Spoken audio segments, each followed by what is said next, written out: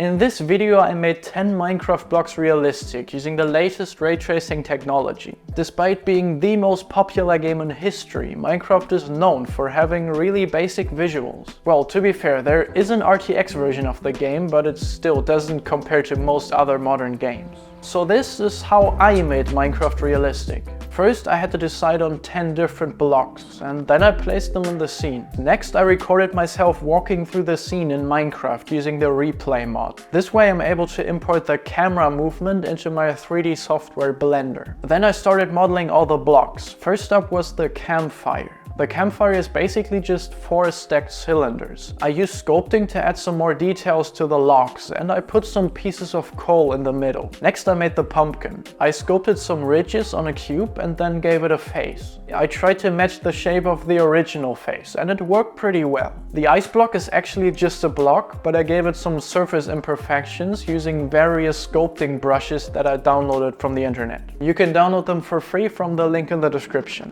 The ender chest was probably the most difficult model to make out of the 10. I added a whole lot of details because I didn't want to leave a single flat surface on the block. And in the end I had this. The mob spawner was a little tricky to model, but using a remesh modifier I was able to get the bars to look right. And then I used sculpting for the skull face thing on the side. I wanted the spawner to be a skeleton spawner, and I found this model on Sketchfab, so I downloaded it and put it into the spawner. Next up was the sea lantern, which was just some basic sculpting. For the ancient steel I positioned some flat cubes in a circle and joined them using a remesh modifier. And then I added some imperfections with a rock brush. The command block was just some insets, some extrusions and bevels. I think these pipes or cables added a lot to the overall aesthetic. The cake is a squished cube and I sculpted the icing dripping down. The Minecraft cake has red spots on the top side, so I downloaded this strawberry model and scattered it on the cake. The last block was the jukebox. The model did take some time, but it wasn't too difficult to make. Alright, let's make the textures, but first I had to UV unwrap everything. After I was done with that, I jumped into Substance Painter.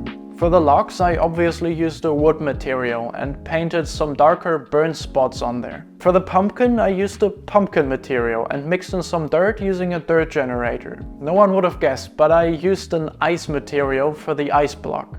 And after a few adjustments, I had this.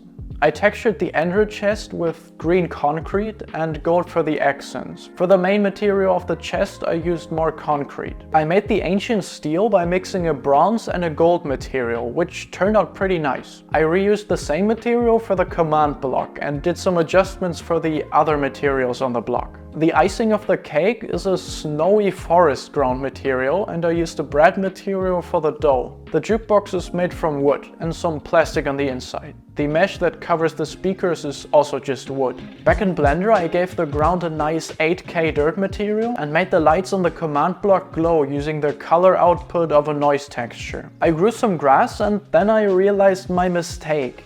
The whole background is filled with trees, which meant I'd have to place every single leaf block in the background. And that made Blender incredibly slow, so after 3 hours of placing leaves, I finally had a finished animation. Well, not really, I still had to render the whole thing, but after 80 more hours of rendering, I finally had this.